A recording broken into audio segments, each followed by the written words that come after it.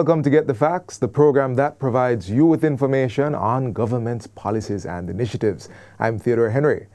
Establishing a framework that prohibits the illicit trading of firearms and ammunition, and distinguishing the regulation of items that are lawfully acquired and duly registered, these are the objectives of the Firearms Prohibition, Restriction and Regulation Act 2022.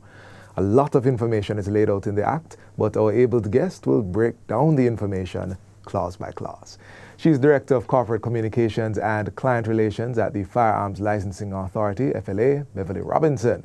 Welcome to the program, Ms. Robinson. Thank you for having me. All right. So, I mentioned right at the start there are two of the major goals of this new Act, or this updated Act. Are there any other goals of it? Apart from? Well, to allow for a framework for the efficient, would say, management of the private firearm industry in Jamaica. Okay. Right. All right, so let's jump into the clauses. I'm sure you would recommend that everybody reads the thing for themselves. Yes, we all need to read it. All right, well, let me ask you some specific things. Now, Part 2 of the Act looks at the prohibitions in respect of firearms and ammunitions. What are some of the key changes in this area? There are issues such as stockpiling. So you're not allowed to stockpile neither ammunition nor firearms. Okay. And if you do, then the penalty is going to be life imprisonment. Yeah, as a private citizen. Right. The discharge of your weapon must only be in protection of yourself or your personal property, or in protection of someone else and their personal property, or in the unusual case that you're protecting your property from a trespassing animal. Therefore, gun salutes are an offense. Christmas time. Right.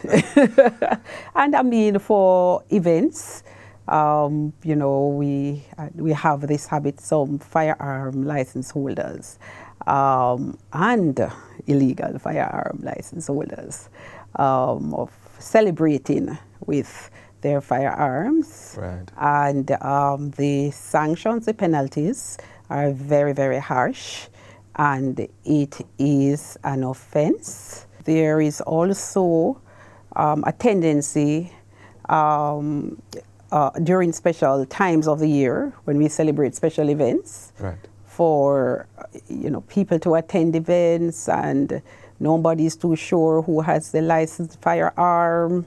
It's probably with a brother, or it is probably secured in some container somewhere. That is illegal, and it's an offense. What's the legal way of going about that? Your firearm, the Act specifically states where your firearm should be stored at all times. So it must either be in a holster on your person, in a safe at your home, and the word safe is the operative word, not in the drawer underneath the bed, or underneath the mattress. Safe. Right. Or with the FLA, or with a police station. So anywhere else it is placed, you're committing an offense. You had mentioned not with a brother. The holster has to be on you. The license. Right. Understood. And if your firearm is lost or stolen, then the duty is on you to report it to the police the minute you discover that it is lost or stolen. We're going to talk. On the other hand, if you find a firearm, then you come in possession of a firearm by whatever reason, then your duty, that's a duty on you, whether you are a license holder or if it's not your firearm and you're a license holder, then you have a duty to report it to the police. You may be a medical person who is on a scene and you get in contact.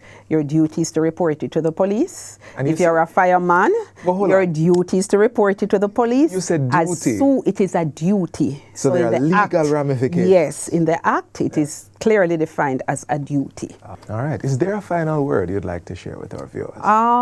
Just to urge everyone to think safety, our licensed firearm holders to think safety. We know we're coming up to the festive season.